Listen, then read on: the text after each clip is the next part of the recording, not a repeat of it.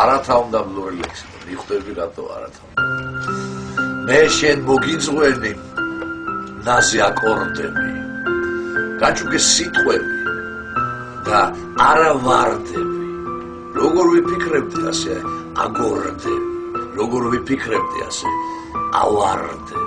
ცხოვრება ჩოგბურთი. გავცვეთე კორტები. თვალები დავხუჭე, გავხსენი კარტები. მე ხო მოგატყვე, რატომ არ შორდები.